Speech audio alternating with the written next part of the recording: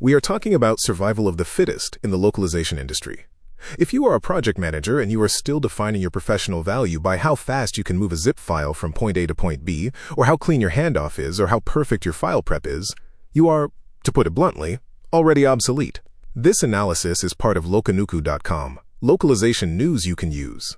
The death of the traffic cop. The era of the output-focused project management office, the traditional PMO, is officially dead. The funeral happened while everyone was busy arguing about generative AI pricing models.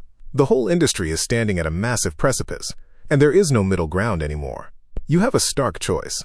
You can slide into irrelevance and become just another cost center waiting to have its budget slashed because a robot can do it cheaper, or you can undergo a strategic metamorphosis. We aren't talking about a software update or a new certification. We are talking about rewriting the very DNA of the localization team. The oxygen in the room has changed, and if you don't evolve the way you breathe, you will suffocate. Historically, the PM role has been totally transactional. You were the traffic cop. You managed the scope, the schedule, and the linguistic quality. That was the classic iron triangle. Good, fast, cheap, pick two. For a long time, if you could keep those plates spinning, you were a rock star. But modern hyper-automation has accelerated the industry from a jog to a full-on sprint, or rather, light speed. The mechanics of the job, moving files, preparing packages, analyzing TM leverage, scrubbing tags, are becoming invisible. We call this the invisible mechanic syndrome. You might spend literal years perfecting your file prep workflow, getting your regular expressions just right for those horrible nested XML tags. Then, suddenly, a new CMS connector appears that just does it all in 4 milliseconds. All that expertise you built up is suddenly worthless. If automation handles the schedule via predictive algorithms and API connectors handle the handoff, what is left for the human to do? If your answer to "what do you do here" is purely operational, you are in trouble. You cannot compete with a machine on efficiency. The machine doesn't sleep, it doesn't take coffee breaks, and it definitely doesn't complain that the source file format is a mess. The AI reality check. A year or two ago, AI was a buzzword. It was a toy we used to make funny images on Midjourney. Today, it is the operational reality for over 80% of the industry. It is not coming. It is here. And it is fundamentally changing the perception of value. This is the elephant in the room. Stakeholders now believe they can access good enough translation instantly and for free via public AI models. Any marketing director can go to ChatGPT or Claude, paste in an email to the Japan team, and hit enter.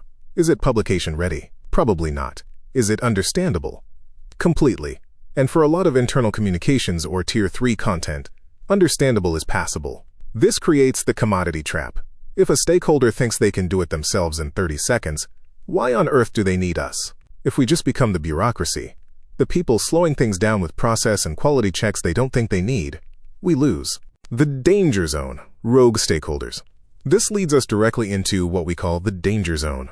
This isn't just about budget cuts. It is about irrelevance. We are seeing the rise of rogue stakeholders and shadow IT, the Wild West, of localization where everyone does their own thing. Why are they going around the gatekeepers? It is rarely malicious or personal. It is almost always about friction. They have a problem right now. They need marketing copy in French by 2 p.m. for a social blast. They cannot wait for a quote from the PMO or the whole TEP cycle. So they put the corporate credit card down and use a tool they found online.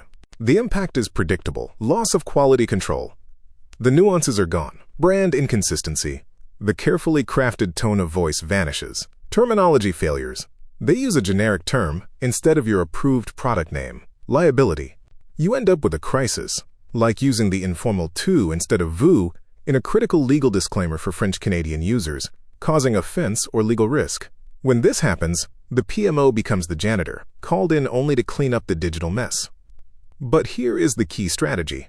You cannot stop them from exploring. If you try to position yourself as the Department of No, or get IT to blacklist URLs, you will lose. Shadow IT is always faster than corporate IT.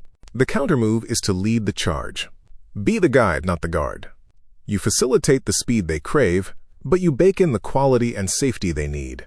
Instead of sending a memo banning AI, you walk into the meeting and say, "I saw you're interested in AI generation. I've been testing an enterprise-grade tool that does that but locks in our terminology so we don't get sued. Let's set up a pilot, reading the signals. Unusual requests. How do you know if you are winning? You stop getting standard handoffs and start getting unusual requests. And I don't mean a blurry PDF at 5 p.m. on a Friday. I mean strategic anomalies. Content strategy. A stakeholder asks, how should we be writing this new feature announcement for global markets? They are asking for upstream advice on internationalization, not just downstream translation. Benchmarking. A market lead asks, what are our top 3 competitors doing on their websites in Germany? This is pure market intelligence. Multimedia AI. The head of events asks, how can we use real-time AI dubbing for our global town hall next week? These requests are the litmus test. If your answer to the dubbing question is, sorry, I only do TEP, talk to an AV guy, you have failed. You have confirmed you are a mechanic, not a partner. These requests are golden opportunities to expand your network to the actual decision makers. The pivot, tactical versus strategic. We throw the word strategic around a lot, but let's break down exactly what it means in contrast to the old way. The tactical mindset, the old way. Files, process, deliver. You are a vending machine. A coin goes in, a candy bar comes out. You never ask if the candy is healthy or if the user actually wanted potato chips. It is reactive. You focus on output and closing JIRA tickets. The strategic mindset, the new way. Goals, alignment, outcomes. You are a business consultant. You say, here is how this localized campaign will help you enter the Brazilian market faster than our competitor. This necessitates business acumen. You would be shocked at how many localization pros cannot explain their own company's business model. Is it subscription? Enterprise licensing? Ad-supported? If you don't know how the money is made, you are just an expense on a spreadsheet. You need to know the customer churn rate in Japan. You need to know the cart conversion rate in France. If you don't know the metrics the VP of Sales cares about, you are speaking 2 different languages. Building the solution. The AI task force forward-thinking organizations are operationalizing this shift by building dedicated structures. An AI task force based on 4 essential pillars. Pillar 1, operational excellence. Automate the mundane. Use AI to clean source files, set up projects, and sanitize user-generated content. Eliminate the 60% of your day spent on busy work, like formatting Excel sheets, so you have the mental energy to be strategic. Pillar 2, future advancement. Identify untapped potential. Find business use cases the stakeholders haven't thought of. For example, use AI to automatically generate localized SEO keywords, or use sentiment analysis on foreign language support tickets to tell the product team which features are broken. That is critical product intelligence. Pillar 3, communication. You must become a marketer for the PMO. Do your own internal PR. If you save the company $1 million and nobody knows about it, it didn't happen in the eyes of the budget committee. Use newsletters and lunch and learns to broadcast your wins. Pillar 4, upskilling. Define a new survival kit. Move from fear to empowerment. Let's build the robot so it works for us. Run workshops on prompt engineering for linguists and data visualization for PMs. Turn your linguists into language data analysts and your PMs into solution architects. The roadmap to execution. Finally, how do we execute this? 1. Participate visibly. Get a seat at the table. Literally, invite yourself to the Web Governance Committee or the Diversity and Inclusion Council. 2. Stop speaking LSP. When you get into that room, drop the jargon. Nobody cares about fuzzy match percentages or weighted word counts. Speak in terms of growth, market reach, and RO. I don't say you save 10% on word count.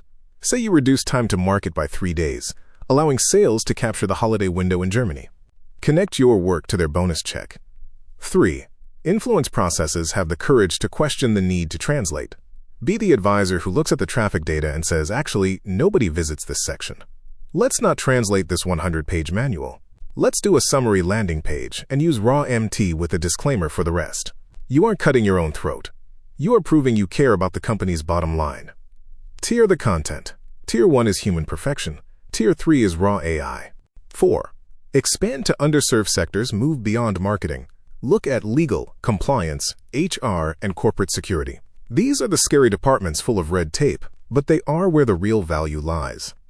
Take Bill 96 in Quebec. It is a legal minefield regarding the right to be communicated with in French. The fines for non-compliance are massive. If the PMO can proactively provide a compliant workflow for employee contracts, you are a critical compliance asset protecting the company from risk. That is infinitely more valuable than just processing words. 5. Provide impactful solutions. Anticipate the next move.